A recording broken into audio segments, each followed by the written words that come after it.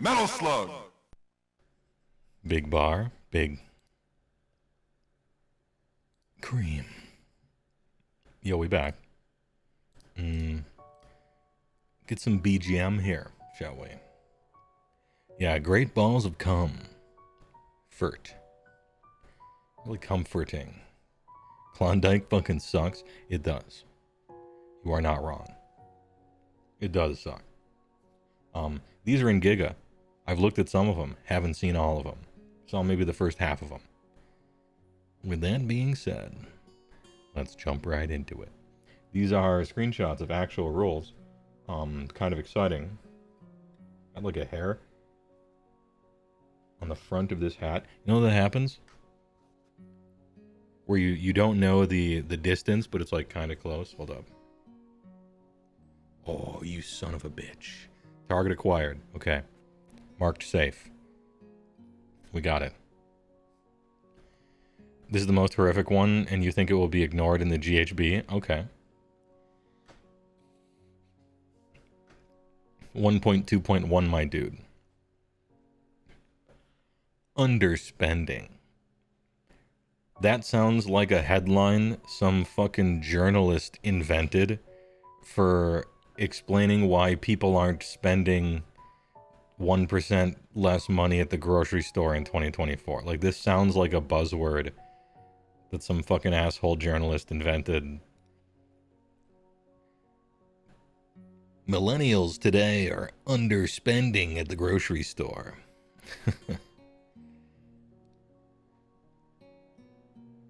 Anyway, in many cases, the total points cost of the units in your army will not add up to the exact points limit, but you might not have enough points left to add another unit.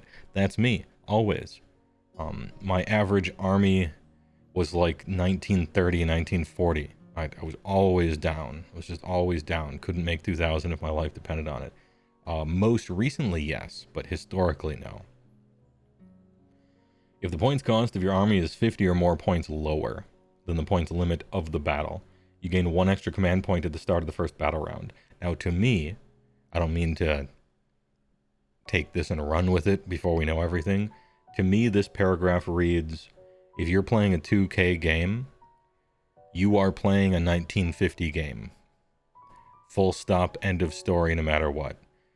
The game size is 1950, and that's final. That's it. It's just 1950.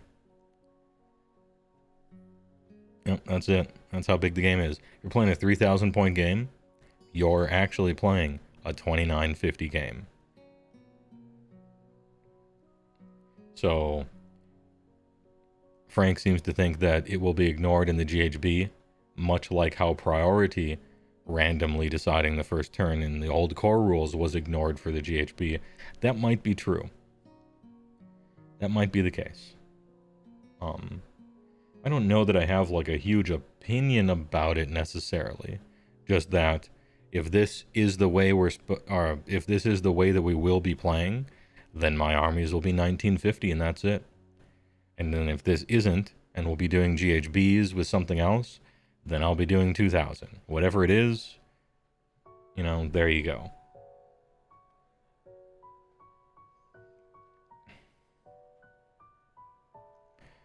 Command points being as rare as they are? Yeah, command points being as rare as they are. Command points being as powerful and swingy as they are. You know, they made them real good. And yeah, it's the first battle round only. They don't roll over, no rollover minutes, right? But even still, you can cause them to roll over even if they don't. For instance, oh man, I'm gonna lose my extra command point I got, and there was nothing to do with it because it's the first battle round we haven't even fought yet. Well, just spend a command point on your turn to pray, and now those prayer points, I keep those. So it's kind of like converting the command point that won't last into something that will be lasting, right? So anyway, you guys don't need to know that. Yeah, nights and weekends free.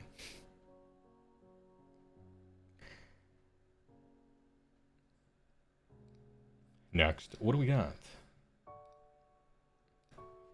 Each hero's battle profile lists which units can be added to their regiment and each non-hero unit's battle profile lists any relevant keywords it has.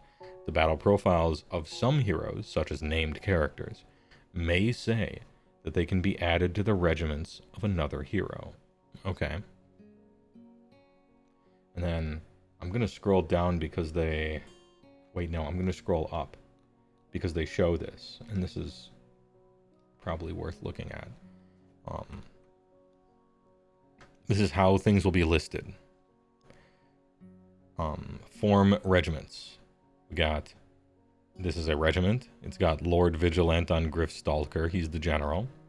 5 libs, 10 reinforced libs, 3 prosecutors, 5 vindictors. A bunch of foot guys. 1 to 5 regiments per army. Must pick 1 hero to be your general. Each regiment has at least 1 hero, and it doesn't have to have anything else, as I'm reading it here.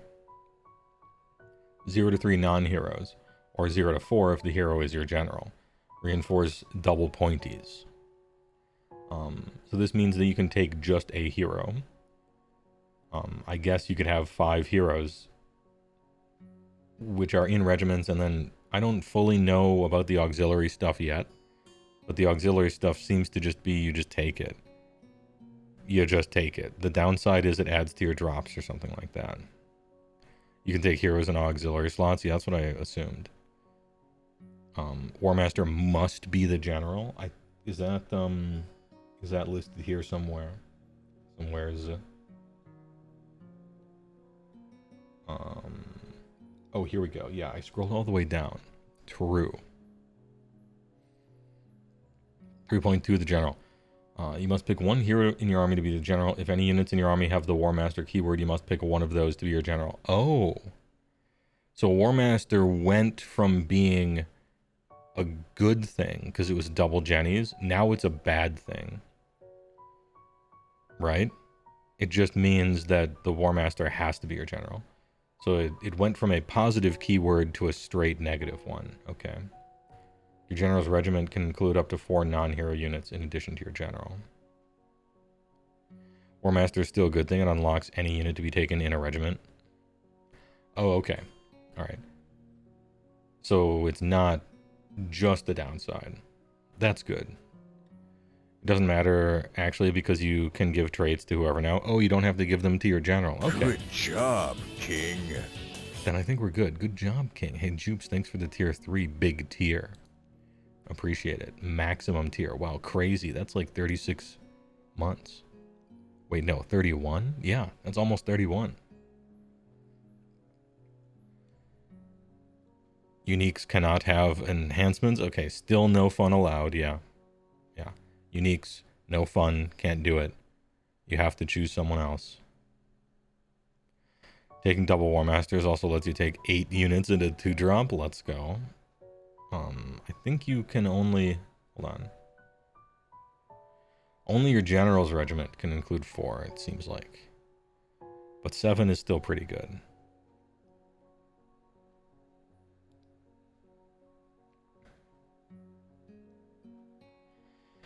And then it said the type of hero depends on what type of dudes he can have. Is it going to be a thing where, like, Lord Vigilant on Griffstalker can only take Liberators and Prosecutors and Vindicators, but he can't take, whatever, Fulminators or something? And so this is how they're going to get you, in other words. You know, if you want Fulminators in your army because they're good, you got to take the tax hero that lets you play them in a regiment or something. I wonder if that's how they're going to get you with it. Because otherwise you could just choose whatever you want, and that's not okay, right? We're giving up a potential balance knob. We don't know how restrictive it's going to be. True. Probably listed on the points page, yeah. Heroic traits don't need to be taken on generals now, at least. Yeah, that's actually good. So you can still get your trait. It's not like you straight lose it, you know? Yeah, true. Or you take the Fulminators in an auxiliary. I don't fully know how the whole auxiliary thing is going to work. My guess is that you... yeah, My guess is that you're not supposed to play with any auxiliaries. That if you play with any auxiliaries, you suck for some reason. Like, no one wants to do it. And so it'll be one of those, well, technically you could, but really you can't. That's how I see it becoming. You're supposed to kind of, you know, a little Neapolitan.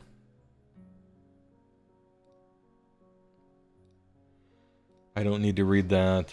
Regiments of renown, sure, I guess. It could be a good balance mechanism or rage-inducing if they are amended, so you have to buy new stuff. Yeah, or if your faction just happens to have shit ones, right? Like, you can read the headlines now. You know, you can. Oh shit! I can see the future. Your army has the best unit in the regiment with the best hero, so you don't have to give up anything. My army has the best unit trapped in prison with this shit-ass tax hero that sucks. So fuck you, that's not fair. I can see it already, you know, like there's probably going to be some stuff like that. I bet.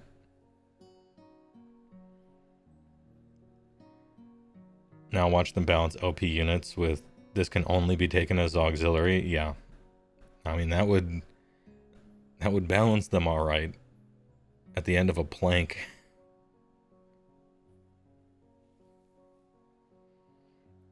Allies, if they exist in this edition, might be restricted to auxiliaries only. Good, get them out. And suddenly I have no sympathy. I'm like that guy opening the window behind him, you know. Weebs out, you know. Except allies out, get them out. Choose an army. Play that army. Regiments of renown, in addition to creating your own regiments. You can also spend points to include one regiment of renown. Pre-built regiments, each with their own special abilities. The rules for each will specify which factions can include it. This might be what allies are. A unit in a regiment around cannot be your general, even if it is a warmonger. Okay. Yeah, this might be what allies are moving forward, but I don't know. We'll have to see. Not a fan of soup? No.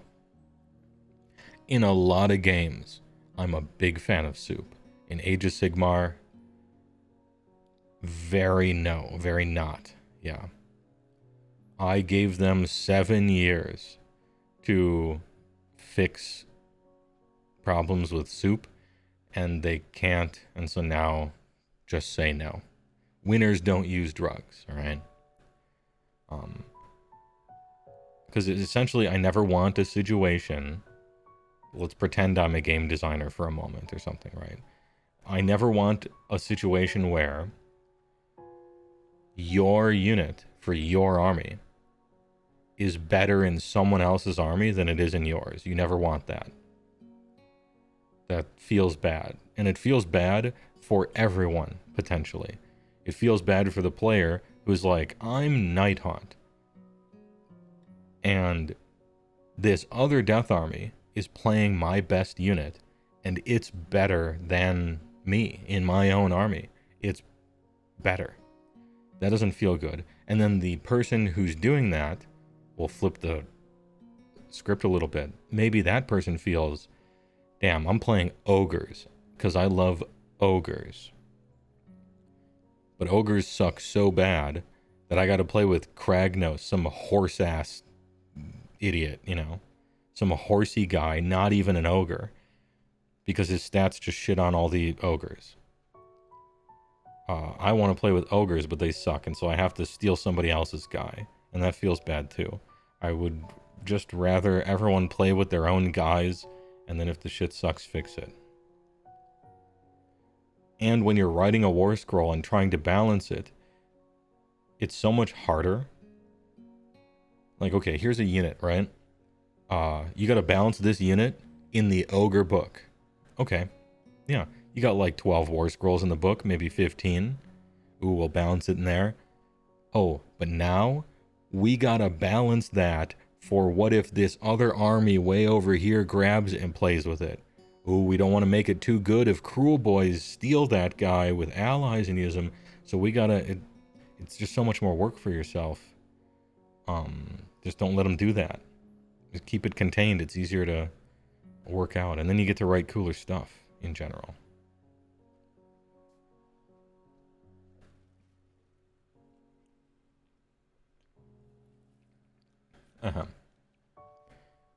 Anyway, that's the long and short of my problems with it.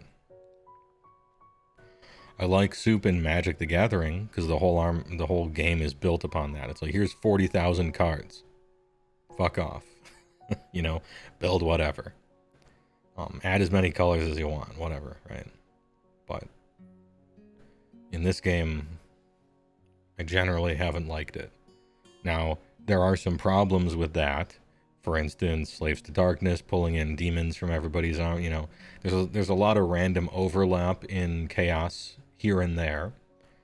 And in the lore, Stormcast is supposed to deep strike in and just save any other race. So it's kind of coded into the lore a little, even, that playstyle should be you can ally them. But maybe that's just special for Stormcast. But then if it's special for Stormcast, then they have to be balanced around everybody stealing their guys, and they end up kind of expensive and kind of bad. Oh, hold on. How come Stormcast have always been kind of a little too expensive and a little too bad, always? Could it have something to do with how they can ally anyone? Maybe. Maybe it was an accident, but anyway. It's good that factions have strengths and weaknesses, as Thief the Thief is talking about. Yes, that's correct. You don't want players to solve all their problems by just allying out. Ooh, I'm playing Cruel Boys. I don't have an anvil. I'm going to ally an anvil in. No, you shouldn't be able to.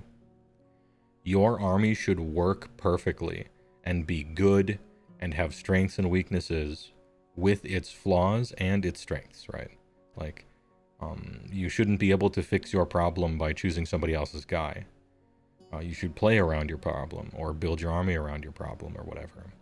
And if it's not good, then make its rules better, balance it better. Ironjaws doesn't have any shooting. I want to ally in shooting. Sorry.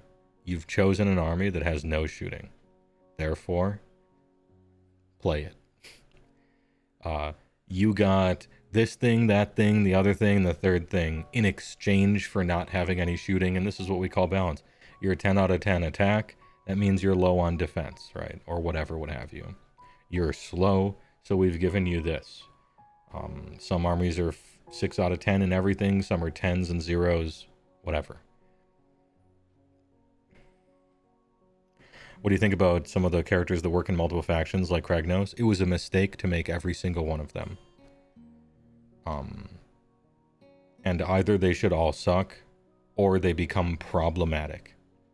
And it's a obvious problem that they have gotten themselves into. So, Archaon, Kragnos, Gotrek, and Nagash should probably always not be very playable, because if they are, it causes immediate problems for a ton of different factions. It has the potential to, right? That's why you don't do what they did. But those are cool models. They're sweet. I agree. You know, I like Nagash. He looks awesome. Gotrek is cool, whatever. Like, it's cool to do that. But from, like, a mechanical standpoint, they shouldn't have. You really shouldn't have. Then there's... What's that stupid endless spell they did? That was even worse of an idea. What was that thing called? That horrendous piece of shit that everyone hated and was ugly. Crown Spine, yeah. How many times will you make the same mistake, old man? Don't do that. So what you're saying is Gotrek should officially be in Fire Slayers, right? Yeah, of course. And what you do is you type, and then what you have typed is the lore that explains why that's cool and okay. And then you put them in Fire Slayers. Guaranteed. Archaon, Slaves to Darkness only. Easy. Kragnos, actually just throw them away. Into the bin. Good try. BOC can play him in Old World as their centerpiece. There you go. Here you go, kid. And then Nagash. Soulblight Gravelords only.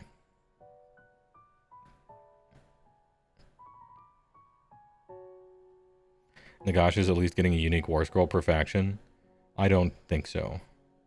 How thoroughly have they said exactly that? Like how...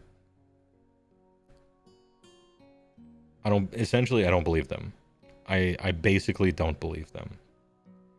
It might have a different keyword at the bottom or something, but I don't think it'll be truly different.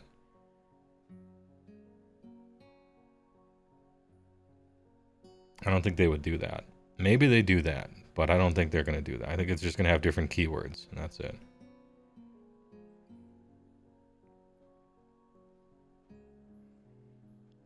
It was a known Centaur hater. Yes, I make no secret of it. Centaurs are stupid. I think they're dumb.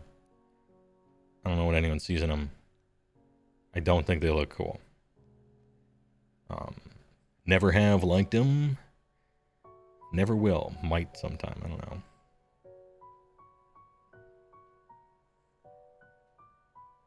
Sounds like sacrificing fun for a competitive balance. Not really. I very disagree with that take. This isn't competitive balance. Remember what I just... The whole example I gave was only about people's feelings, essentially, right? I think you should play with ogres. If you've chosen ogres, you shouldn't have to feel like you want to do this or that, or you're forced to do this or that. You can play your thing, instead of choosing the other thing, right? The competitive players will do whatever, right? Competitive players, they'll just play anything. Whatever wins. You don't have to worry about competitive players. They'll handle themselves. If a competitive player thinks that something sucks, they drop it and they buy something else. They get good, they figure out how to do it. They'll just play whatever list they think is the best. I don't think you have to do too much to satisfy the competitive players, really. I mean, they'll complain about stuff, but at the end of the day, they'll just choose the thing that wins the most. And they kind of handle themselves. I don't think I would really worry about them too much. It's the casual players you got to really pay attention to and help a lot, I think. And try to build the game for the most part.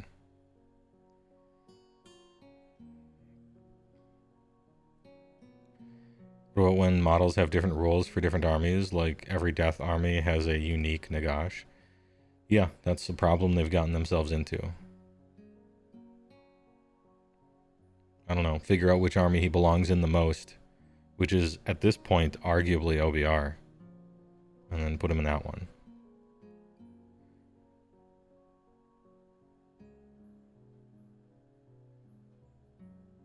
The game should be balanced for competitive play? Well, yeah, because that's, like, the way you play the game, you know? It's really hard to balance for casual play. It's really hard to. It's very difficult. It almost seems like one of those impossible philosophy questions, like, could Jesus create a burrito so spicy not even he could eat it? You know, it's one of those things. How do you balance a game for players who don't read the rules and don't really play with the rules? What kind of rule are you going to write to balance the game for players who don't really play by the rules anyway? Gee, I don't know, man. It's kind of weird.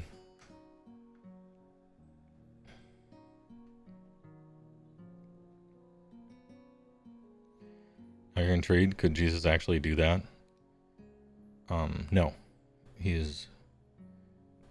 There is not a Jesus. I mean, there's plenty of people named Jesus, but if we're using words like really, as in actually, then no.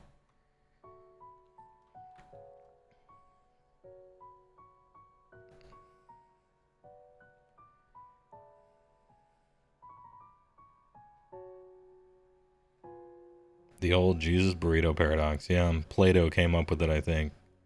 Which would be impressive because it would be before then. But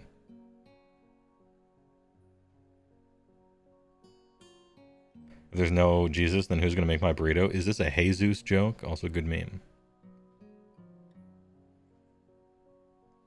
He was just that good. They definitely look like they're putting in guide rails so Rule of Cool players are less likely to completely goof it up. Yes, yeah. Which, you know, you got... It's all a balance, you know? It's hard to get everything right. The more you let the player's choice matter, the more lopsided matchups you're going to get. Which is bad. But the less the player's choices matter, the less fun the game is. While also maybe the more it's balanced, kinda, but that might not even be the case. If the player's choices don't matter at all and it's just kind of really a coin flipping game, like bumper bowling or something, then you have no agency and the game is not fun, right? If we're going to extremes. It's shoots and ladders where it's truly none of your decisions matter.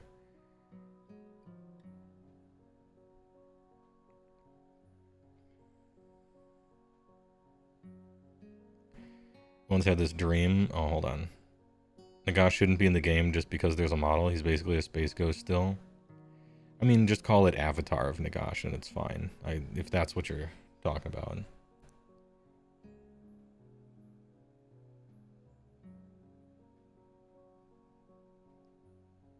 Agency is a big deal in Warhammer, I think. I think so too. Anyway, let me read about auxiliary units real quick. Allow you to take any units from your faction without the constraints of regiments, at the cost of potentially giving your opponent an advantage. Add any number of units to the auxiliary unit section of your army roster. However, the player with the fewest auxiliary units gains 1 extra command point at the start of each battle round. Okay, so we play with none. Yeah, 0. Heroes that have compulsory regiment options cannot be taken as auxiliary units. Okay, yeah.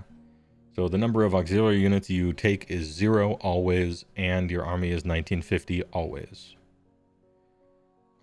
However, if you're going to use 1 auxiliary unit, you might as well use 17. This is kind of like the Slanesh thing. If you were already going to give them 2 depravity, you might as well give them 3. Because who gives a shit? I'm interested in seeing if any auxiliary stuff is worth playing. I think it would be cool if it was. Enhancements. Each set of faction rules include a number of enhancements that can be given to units. Heroic traits, mount traits. Oh, yes. Hold on. We're safe on Mars.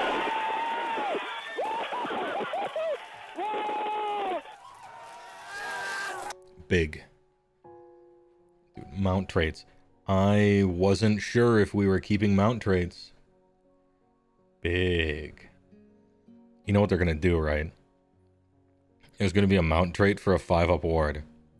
They're taking it away and making us buy it back. The fucking goodwill of 4th edition. Metal Cruncher? No. Metal Cruncher sucked in 3rd edition. No one took it. So whatever they do for 4th edition is going to be even worse than that. I don't know. An artifact of power. You can take 1 enhancement from each enhancement table in your faction rules. Each enhancement table lists with units are eligible to be given the enchantment. Unique units cannot be given enchantments. No fun allowed. Sag. You took it as your 2nd trait. That's how I read it. Hopium for KO ship traits. I don't mean to add to your hopium at all, but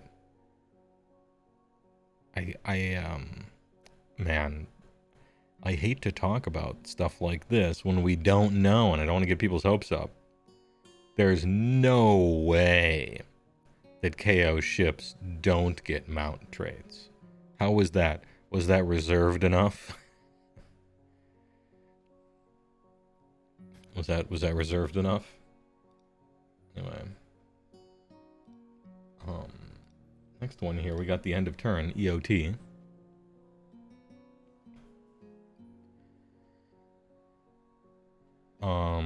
An objective marker is a 40mm round marker. A model contests an objective if the objective marker is within its combat range. All right. See, it's things like this, and I haven't played Spearhead, but some of you guys have. So you're going to be my eyes and ears, I guess. They are not impassable. We all read it wrong. Okay, good. This is a pretty small, I don't know, I guess it's 6 inches across. It's not that small. Am I right, guys? Am I right, boys? But still, well, actually, it's a little more. It's got a 40mm base in the middle. But it is a much smaller objective than it used to be. It used to be 6 radius, right? So it always makes me a little, ooh, I don't know how their control characteristic thing is going to work out. With objectives being smaller now, are people just going to kind of zone them out? We'll see. I guess we'll see. End of the turn overview. The active player can use abilities with the end of turn or end of any turn timing in the order of their choosing, then their opponent. All right. Determine which player has control of each objective and score. Okay. A Gargan can stand on the entire thing, yeah. You wonder if there will be units with longer combat ranges? Almost certainly not, Darius, is my guess. It's just a guess, but I would guess almost certainly not. Like probably functionally a 0%er.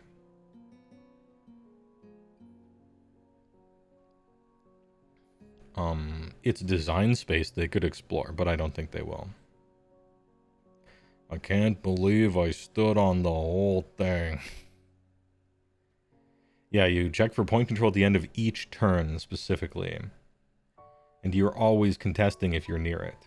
You like count as contesting for the purposes of whatever rules that shut on or turn off. Each unit can only contest one objective, its number of models. Alright. You start out control.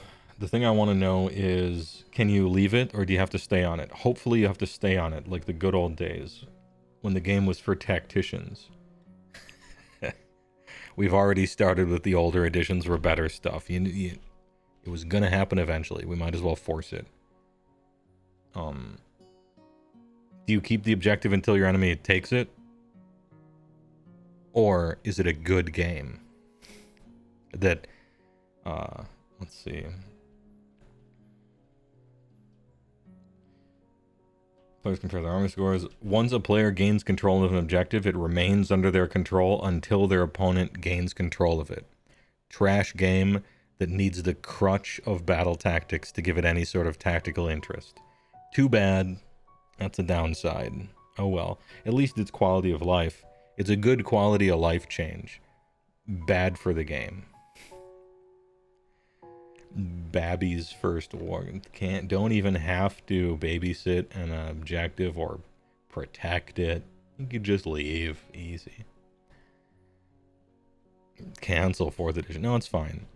You can make several mistakes and still be way better than 3rd, and that is what they have done.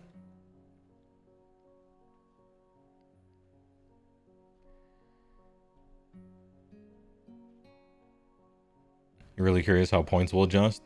There hasn't been a whiff of any, has there? Not that I've seen, no. Aside from the fake leak in Giga that's not real. And also fake. Aside from that one. My guess is the same that it was before we knew anything at all, which is I bet the points went up 20%. Because the points went up 20% from 2nd to 3rd. And I imagine they'll do the same thing. They didn't really go up. It's just what had happened was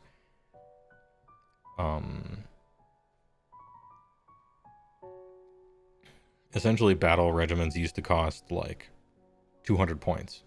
And so they made them free and then upped the cost of all the units so that it ended up being the same. And so that's how 3rd edition started. And then over the course of 3 years, they dropped the points on basically everything for 3 years because most stuff sucked, and now we're at the end of that, and it's time to bring it back up 20% from where it has gone down to, so that it ends up being again about the same army size from edition to edition.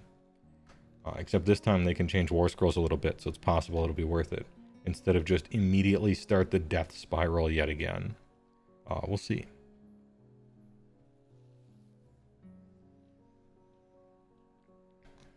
Anyway, hey, good work. What else we got? The ogre dude trust me, which I don't trust him. I don't think it's even really worth going over much of this. So, like, this is the dude trust me. It features basically only information that we've already read in the ogre faction focus to pad what it's saying, and then making some easy inferences based on that. And then everything it says besides that is just stupid. So I don't believe anything that it said, and if it's true, then that sucks. So I'm not really going to go over it. We flush the toilet and jiggle the handle. Also, look at that. 34 pressing X to doubt emotes on that one. It looks like everybody else is pressing X to doubt on that thing as well. There's a lot of talk about flexibility with datasheets in 10th, 4th, but they're so dead set against changing them that you wouldn't hold your breath for the war scrolls. No, they have done that. They have gone through and did that, supposedly. And we see all the faction focuses so far have shown us changed war scrolls. Almost nothing is the same, really. They haven't changed them as much as we would like, and they've made them all simpler, which is the opposite of what I wanted. But they're not making the game for me, they're making it for millions of people, right? So you can't get always what you want. Giga? Yeah, dude. And it's one of her good streams where she's not playing that awful GTA roleplay game, which once again is just really not for me. Dude, Heywoah, professional hater. This one's doing numbers. The only balance they ever want to do is points. Yeah, basically. They've given themselves a structure with which to make other changes, though, and that is seasons, right? So there is that as well. They don't want to change war scrolls because they sell you war scroll cards. And so if they change a war scroll, they invalidate some product that they have made. And that's bad for business. Imagine doing that with your Beast of Chaos, endless spells, and terrain feature that you can't use in the old world. Imagine invalidating brand new products you made. Anyway, but yeah, that's the reason they don't want to do it, which kind of makes sense. I would say just make it all digital, but books are part of their business model, so what are you going to do?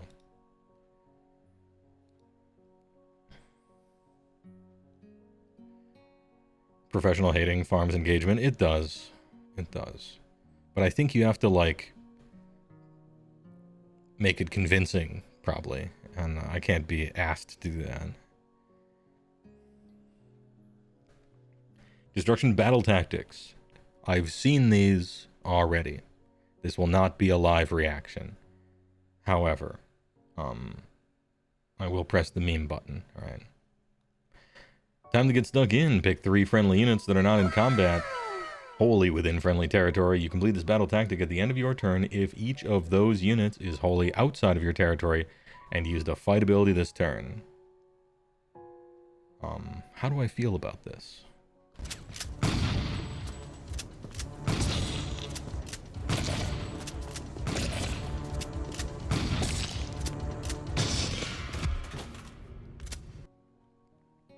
The shit sucks. It's trash. I hate it. Speaking of, hey, Shaderu TV. Thanks for the sub. I appreciate it. Thanks for the gifted sub. TY. Congrats on partner. I did it. It was a long, hard road. I thought they would tell me to fuck off, if I'm going to be perfectly honest with you, because they told me to fuck off last time. But to the surprise of me, and probably many others, they said, hey, alright. Kind of nice.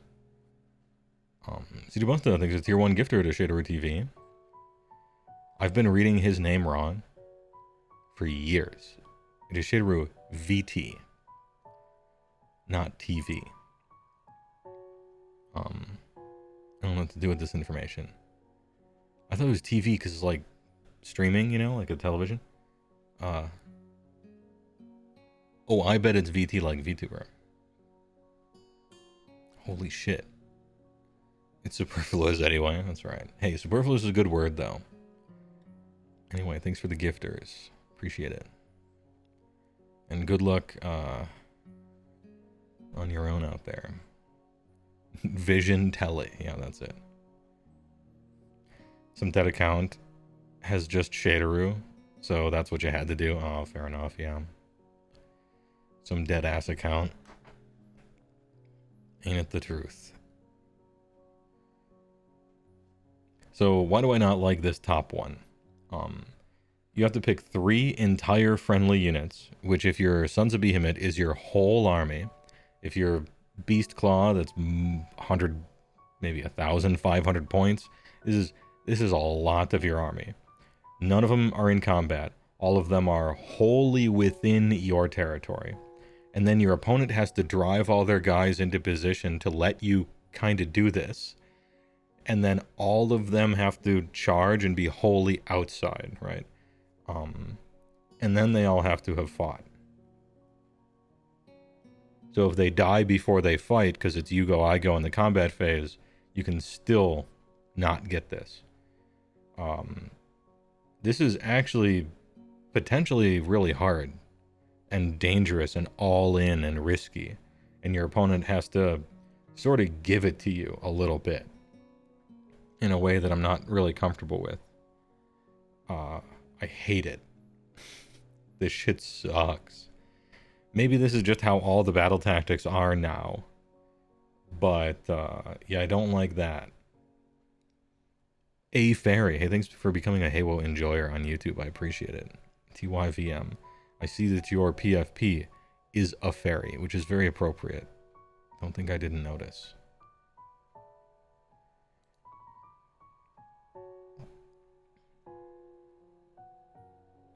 The strength of this one depends entirely on the board. How much friendly territory do I have? Yeah, exactly. How much friendly territory is there? How close is it to enemy? Is it just split in half? Am I going to be able to begin wholly within and get wholly within theirs? With the terrain how it is, with no flying and where their units are. And if I can make all those charges. And if I charge and kill one of their guys, and then they actually kill one of mine back, I still fail this. I hate this. Really don't like it. I will only complain for another few seconds, but this shit sucks. And I'm sure there's going to be a destruction army or two that don't mind it and like it a lot. But I don't like it at all. It's exactly why I don't like battle tactics, kinda. And just right all in that whirlwind there. Anyway, thanks. You have to do 3 backflips and play Twister a little bit where your one foot's on the blue thing and your other foot's on the red thing, except you're using all 3 feet. And if you don't have 3 feet, or your army is just 3 feet, I don't know. Please enjoy, I guess. Shit sucks. Keegan Graves, thanks for the 2-month membership. At least half tactics are not bad. Oh yeah, I gotta read the second one. I haven't read that one yet. Thanks for the membership on YouTube. Though, battle twists. Pick an enemy unit that is in combat and a friendly unit that is not in combat. Okay, enemy unit in combat, friendly not. So it has to have an enemy unit that last turn fought, but it didn't die, and your guy didn't die. So you got to be playing with some sort of anvil, probably, right? You got to have at least one anvil, it seems, in your army. Or maybe a really unlucky opponent or something like that. So there's a combat left over from last turn where everybody didn't die. So if you're playing like glass cannons or something, this thing wouldn't work out. You can lose battle tactic at the end of your turn. The friendly unit was in combat with the enemy unit, and the enemy was destroyed. Okay. Well, destroying something is pretty easy. You just kill it, right? That's what everybody wants for their battle tactics. They want it to be just kill them, right? But you do have to have a leftover combat with both sides still alive from last turn, which is, you know, that might be a little tricky. A little, well, we'll just see. We'll hope this comes up, right?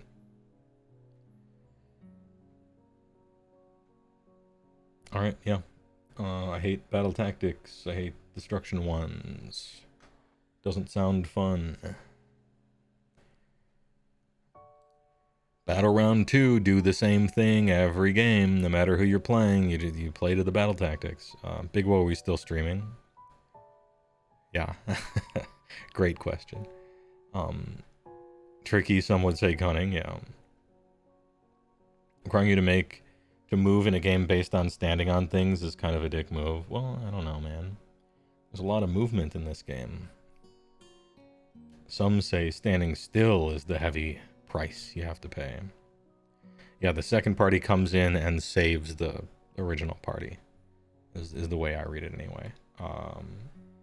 2 out of 10 is the best I could do. Shit sucks. Next. Season rules, and it looks like it was sent through a Photoshop filter of some sort. Just kind of interesting. Yeah, this got Photoshop filtered, and it used to probably have a lot more JPEG artifacts on it. You can tell because of the pixels and the sharp edges of the font. Season rules 24-25 on our guard. Your army can use one of the following abilities once per battle deployment. So we get these 3 once per battle deployments. We can use one of the following. Okay. Pick a friendly unit in your general's regiment that is not your general to be the on our guard. Pick a unit in reserve. Use the ability you cannot use any other on our guard abilities. All right. Pick one of the following: anti-infantry, cavalry, monster, war machine, beast. 1 rend. In any turn in which the on our guard charge, the unit's melee weapons have the weapon you picked. No effect on companions. Okay, so if you charge, you get anti-whatever, and since you choose it in deployment, we're choosing things in deployment instead of on the army list. You'll love to see it. A huge improvement to the game. One that I was pushing for. Not that they give a shit what I have to say or even watch, but I was just saying it. Yeah, what the game really did need was sideboards, and you'd love to see it. Oh, in deployment, I'm playing Mega Gargants. Alright, well, I'm thinking anti-monster probably. I'm playing Geats. Oh shit, okay, maybe anti-infantry. It's just nice to be able to choose it later than normal. Probably had some watermark on it.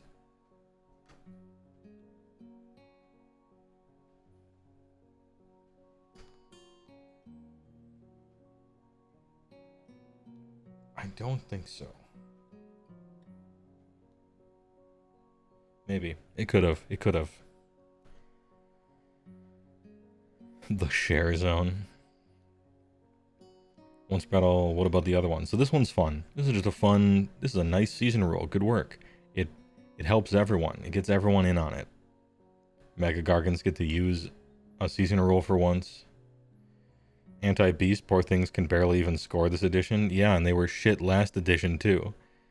Because Beasts last edition had no unit champion and couldn't issue commands to themselves.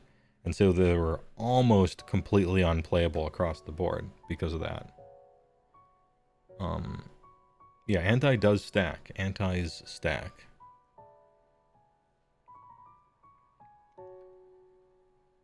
Priority target. Pick a friendly unit not in your general's regiment. I don't know why I said not. I must have been reading this bottom part. Pick a friendly unit in your general's regiment that is not your general to be the honor guard. You can pick a unit in reserve. If you use this ability, you cannot use any other honor guard abilities. Okay. Add 1 to hit rolls and wound rolls. That's a lot. That's a big buff. For attacks made by the honor guard that target any units in the enemy general's regiment. Okay, so as long as you're fighting the general's regiment, you get +1 to hit and wound. That's a big buff. That's 2s and 2s, man. Kind of nice with it. There's a lot of -1s to hit floating around, as I have noticed. And I've been acute in my noticing of -1s to hit because all my guys hit on 4s. So you notice those things. Anyway, this shit's sick. This is cool. Do you see that command squad on that hill, soldier? Oh, yeah, I do. I don't want to. Once your battle deployment phase, bodyguard. Alright. Friendly unit, not in your general's regiment. You can pick it. Okay.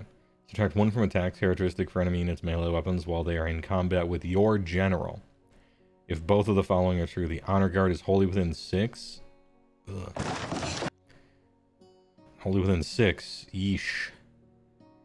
And the honor guard did not charge. Trash. But the other 2 are cool and fun.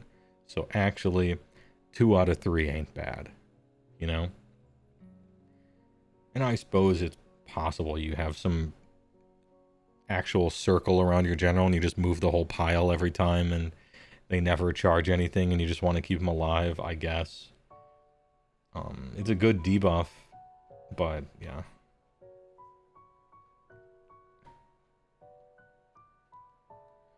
She was very good against low drop armies. Sure is, yeah. This might be almost half of their army over here.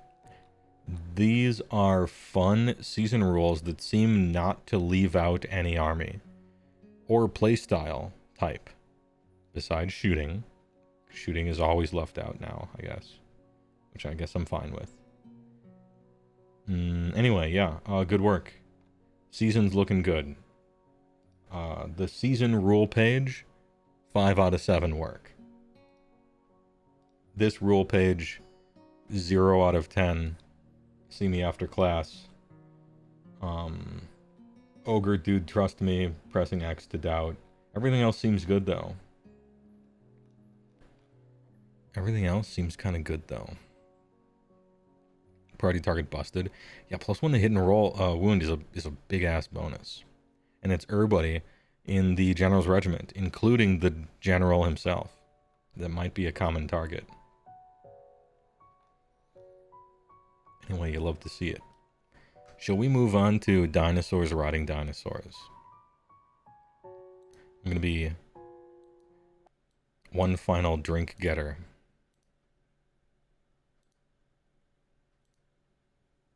Please enjoy a commercial and a word from our sponsors.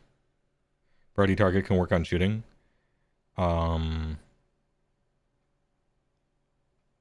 Ooh, doesn't say combat attacks.